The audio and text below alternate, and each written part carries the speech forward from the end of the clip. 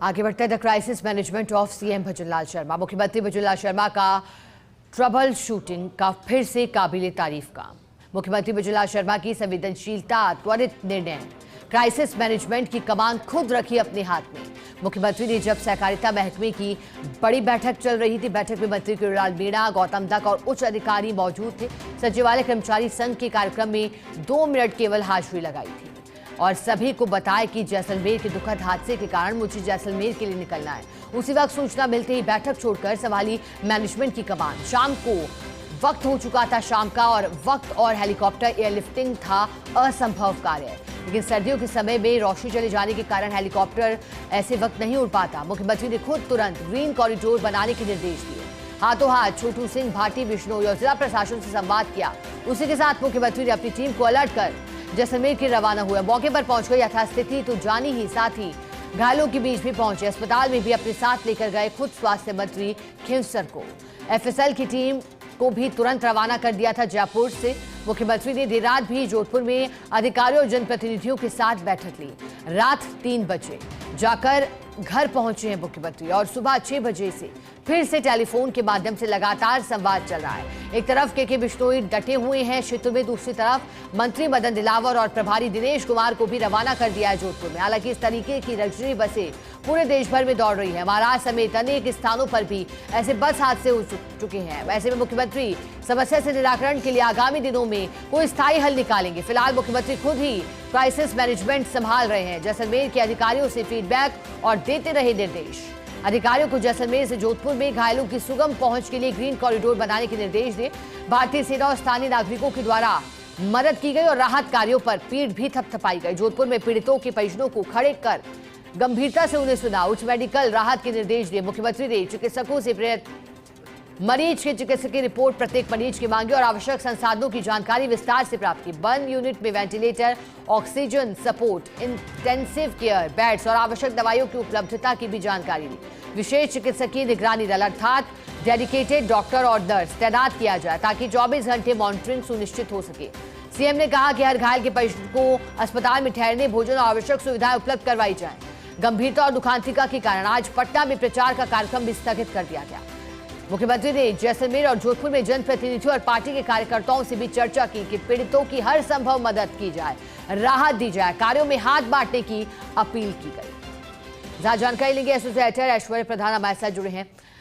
ऐश्वर्य जी, जैसलमेर में कल का दिन काला दिन बनकर आया और 20 फिर 21 लोगों की जान गई, लेकिन चर्चा क्राइसिस मैनेजमेंट मुख्यमंत्री ने जैसा किया, तत्परता दिखाई हर कार्य में, डिसीजन मेकिंग उनका जिस तरह करा वो अब चर्चाओं में। बताइएगा कैसे ये दुखद खबर लगने के बाद तक अब तक स्थिति को उन्होंने संभाल कर रखा और कोशिशें ताबड़तोड़ और 100% तक की गई कि अब कुछ कंट्रोल किया जाए।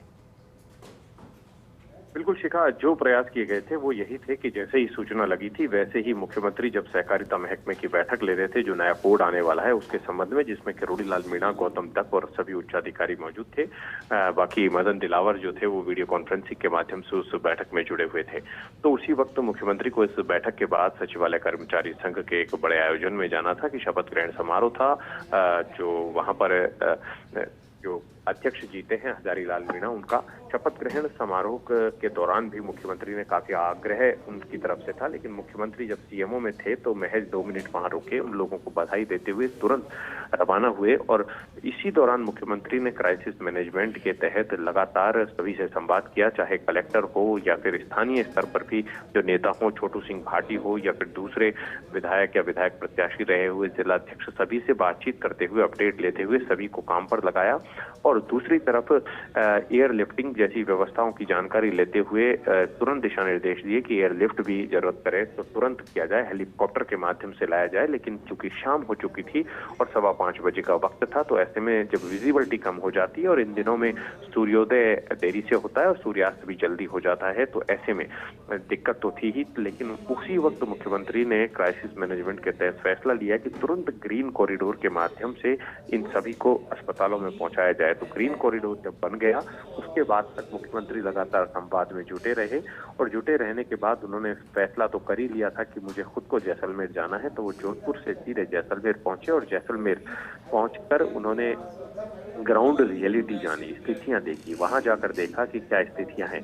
और वहां पर जाकर देखने के दौरान भी जब वो रवाना हो रहे थे तो उन्होंने एफएसएल की बड़ी टीम जो यहाँ से रवाना होती है वो यहाँ से रवाना करवा दी, जयपुर से भी रवाना करवा दी। और जयपुर से भी ये कह दिया, गजेंद्र सिंह ख्यूसर को साथ लिया और उनसे कहा कि यदि चिकित्सा और स्वास्थ्य संबंधी किसी भी तरीके की कोई मदद की बात हो या कुछ भी हो तो आप लगातार जुटे रहें। और गजेंद्र सिंह ख्यूसर से भी फीडबैक लगातार लेते रहे। जब ये मसला हल हुआ तो देर रात वो जैसलमेर भी पहुंचे, ग्राउंड रियलिटी भी जानी, स्थितियां भी देखी। जैसलमेर पर जाकर बस का हादसा क्यों हुआ, कारण क्या भी जो भी रहे हो, लेकिन बचाना सभी को चुनौती भी था।